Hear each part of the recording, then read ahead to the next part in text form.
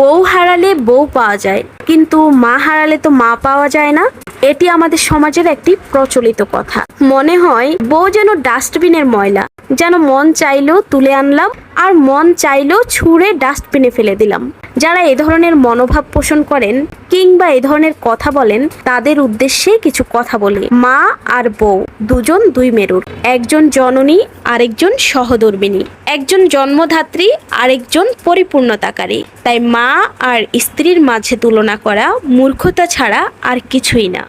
আপনি যেমন আপনার মাকে ছাড়া অসহায়, ঠিক তেমনি আপনার সন্তানও তার মাকে ছাড়া অসহায়। খেতে বসলে আপনার মা বড় মাছের পিসটা নিজে না খেয়ে আপনার প্লেটে তুলে দেয়।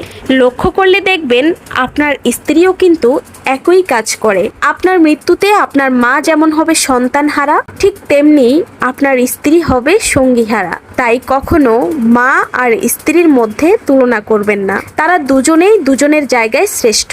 একজন জননী আরেকজন ঘরণী।